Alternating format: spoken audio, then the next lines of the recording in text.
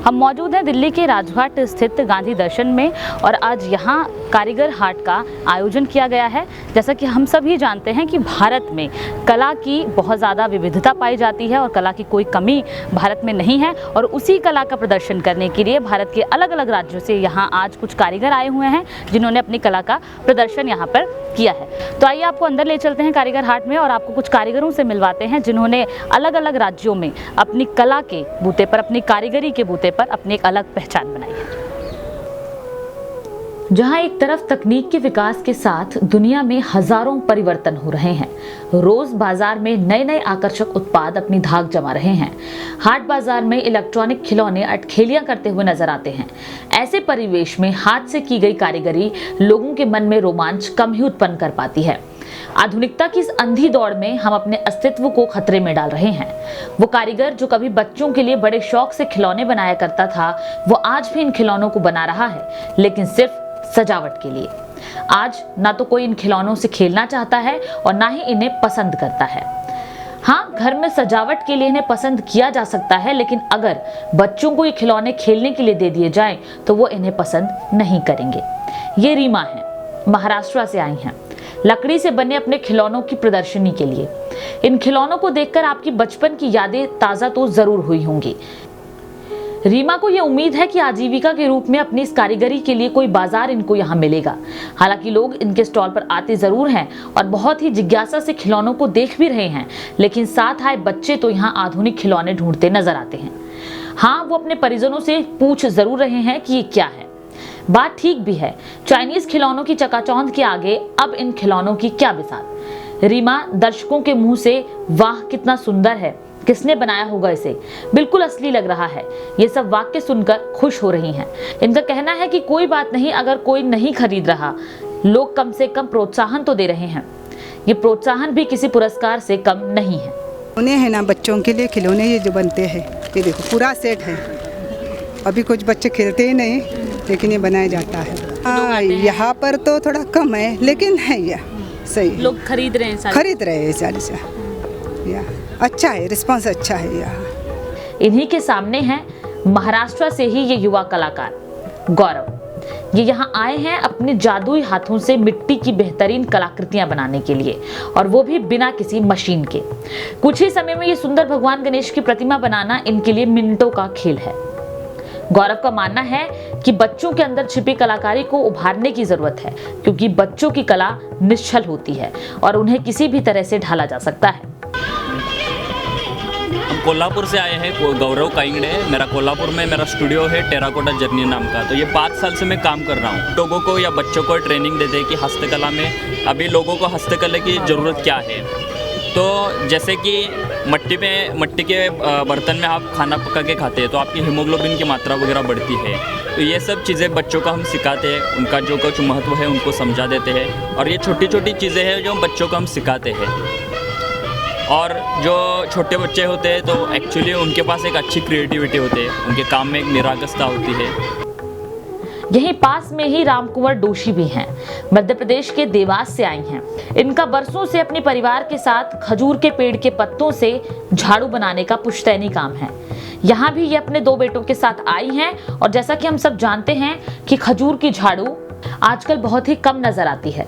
गांव देहात में आज भी आप खजूर के इस झाड़ू से घर की औरतों को घर साफ करते हुए देख सकते हैं। रामकुंवर कहती हैं कि काम स्वयं सहायता समूहों की सहायता से ये अपने पुरखों के जमाने से करती आ रही हैं। इन्होंने एक अनोखा रिकॉर्ड भी बनाया है और वो रिकॉर्ड है एक माचिस की डिबिया में 40 झाड़ू रखने का रिकॉर्ड। रामकुंवर का दावा है कि इतनी छोटी झाड़ू इससे पहले किसी ने नहीं बनाई है। अब तक आपने खजूर की झाड़ू ही देखी होगी, लेकिन रामकुंवर खजूर से लालटेन, गणेश जी की प्रतिमा और भी कई सुंदर कलाकृतियां बनाती हैं, जिन्हें देखकर आप भी हैरान रह जाएंगे। रामकुंवर को सरकार से भी मदद की उम्मीद है ताकि इस कारीगरी के खत्म होते बाजार को प्रोत्साहन मिल सके। देवास से आई हूँ, रामकुंवर डोसी मेरा नाम है और ये मतलब शुरू से ही आखिरी तक के हम ये चीज़ बनाते हैं। 150 प्रकार की झाड़ू बनाती हूँ मैं। उसके बाद में भी जैसे गणेश जी की मूर्ति बनाती हूँ, मोर वगैरह बनाती हूँ और दूसरी चीज़ ये है कि ये फ्लावर भी बनाती हूँ, गमले, गुलदस्ते, सब इन चीज़ का खोड़िया का ही बनता है।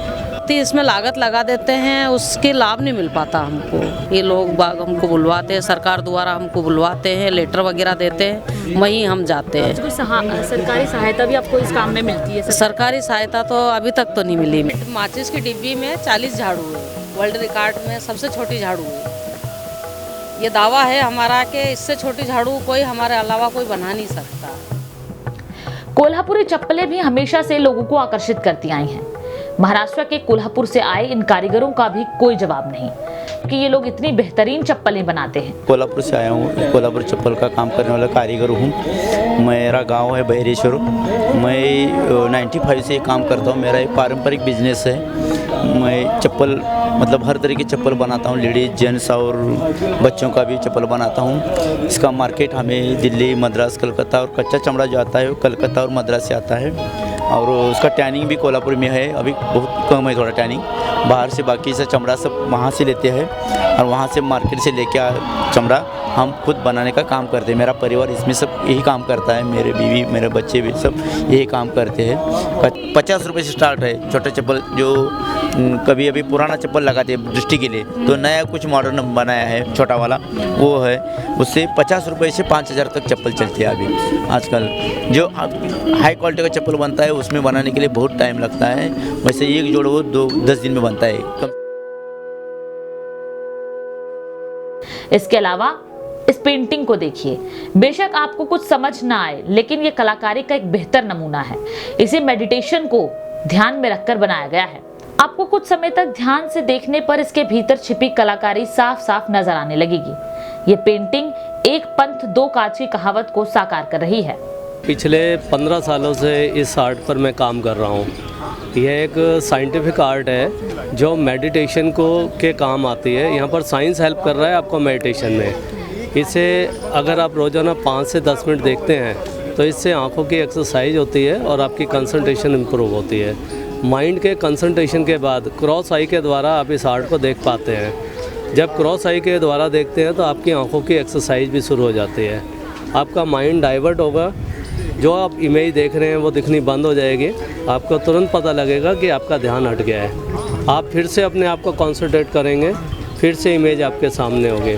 अगर इस चीज़ को रोज़ाना आप 10 से 15 मिनट आप देखते हैं तो इससे धीरे धीरे धीरे आपकी कंसंट्रेशन बढ़ती है, आई एक्सरसाइज होती है और गुस्सा, तनाव, टेंशन, चिड़चिड़ापन, बीपी लो होना, जितने भी ये मानसिक रोग हैं, ये ऑटोमेटिकली आपसे कोसों दूर रहते हैं। रीज़न ये कंसंट्रेशन को इम्प्रूव करता है और जब हम कंसंट्रेट होते हैं, हमारा माइंड शांत होता है, एकाग्रचित होता है, तो ये बीमारियां भी हमारे आसपास नहीं रहती हैं। जितना हमारा माइंड डिस्टर्ब होगा उतना ही हम ना तो कोई सही व्यवहार कर पाएंगे, ना अपने साथ ना सामने वाले के साथ। तो ये कंसंट्रेशन को इम्प्रूव करने के लिए एक साइंटिफिक आर्ट है। वरिष्ठ गांधी और गांधी दर्शन के सलाहकार रह चुके बसंत जी का इन कारीगरों के बारे में कहना है कि जो हाथ से काम करता है वह मजदूर है, हाथ और दिमाग से काम करता है वह कारीगर है। हाथ, दिमाग और जब दिल लगा देता है तो वह कलाकार हो जाता है। एक वाक्य में अगर मैं कहूँ तो गांधी कहा करते थे कि अगर मैं कवि होता तो उंगलियों की संभावनाओं पर कविता लिखता। ये जो उंगलियों में अपार संभावनाएं हमारे अंदर छिपी हुई हैं, सारा रचनात्मक कार्य, सारी क्रिएटिविटी इसमें छिपी हुई है, अपार संभावनाएं हैं इसमें, तो ये बापू कह रहे थे। तो इसलिए हम बापू को लेके अगर बात करें या किसी को भी, तो हम ये देखते हैं खादी हो, ग्रामोद्योग हो, खेती किसानी हो, कलाकारी हो, संगीत हो, जीवन का विविध आयाम है। तो उस आयाम को अगर हम इकट्ठा करें तो निश्चित रूप से कि सब में उंगलियों की भूमिका तो होती है और इसकी अपार संभावना है। तो उस अपार संभावना को प्रणाम करते हुए हम सृजन का काम करें। देश के अलग अलग राज्यों से आए कारीगरों को प्रोत्साहन देने के लिए और इनको बाजार उपलब्ध कराने के लिए संस्कृति मंत्रालय के अंतर्गत आने वाली संस्था गांधी स्मृति एवं दर्शन समिति की तरफ से राजघाट स्थित गांधी दर्शन के परिसर में कारीगर हाट का आयोजन किया गया। इसके पीछे गांधी दर्शन का यह उद्देश्य है कि देश के दूर दराज के गाँव में दम तोड़ती कारीगरी को एक नया जीवन देकर उसे बाजार उपलब्ध कराया जाए। तो गांधी जी की विचारधारा में पहले भी थी कि रूरल आर्टिजन्स, उनके आर्ट को प्रेशर देना उनके विचारधाराओं में रही है। बाद में नई तालीम में उन्होंने इस चीज़ का बहुत बड़े तरीके पर जिक्र किया है। गांधी स्मृति और दर्शन समिति जो उनके दर्शनों पर काम करती है, तो ये हमारे लिए एक अच्छा मौका है। कभी government of India skill development की बात करें तो हम रूरल स्किल की भी बात करें साथ में, अर्बन स्किल को छोड़कर। उसी उद्देश्य से गांधी दर्शन में हम लोगों ने इस साल ये कारीगर हाट लगाया है ताकि देश भर के कारीगर यहाँ आएँ, आके अपनी कलाओं का प्रदर्शन करें और अपनी सामग्रियों का सीधा विक्रय करें जो भी खरीदार हैं उनके साथ। ये पहला प्रयोग था, थोड़ा छोटे लेवल पर किया है, लेकिन आगे इसे परमानेंट हाट बनाने की योजना है जो दिल्ली हाट की तरह हो, जहां सालों भर इस तरह के कार्यक्रम चलते रहे। अच्छा, मेनली किन किन राज्यों से ये कारीगर हाट में जो कारीगर हाट में देश के करीब 10 राज्यों के लोग हैं इस समय, जिसमें सबसे बड़ा जो ग्रुप है वो महाराष्ट्र से है। महाराष्ट्र से भी है, झारखंड से भी हैं, उत्तर प्रदेश के भी लोग हैं। ऐसे करीब 10 राज्यों से हमारे पास लोग हैं। आदिवासी कला को भी प्रमोट करने के लिए अगर कारीगर हाट का मतलब, हाँ, अभी उसमें एक आपने देखा होगा जो हमारे पास आदिवासी कलाओं का भी प्रदर्शन कर रहे हैं, लेकिन जब परमानेंट बनाएंगे तो थीमेटिक करेंगे। रूरल आर्टिजन, किसी अगले बार आदिवासी आर्टिजन, फिर कभी खाने का लगाएंगे कि जैसे इस बार के आर्ट में केवल देश के विभिन्न इलाकों के खान पान आएंगे, जो लुप्त होती खान पान की विद्याएं वो भी प्रदर्शित होनी चाहिए। लोगों को उसका भी मतलब कहने का है कि आपकी जो अतीत की संस्कृति है उससे वर्तमान कैसे जुड़े, ये भी इस हाट और इस उत्सव के माध्यम से ये भी हमारी कोशिश है कि इस काम को किया जाए।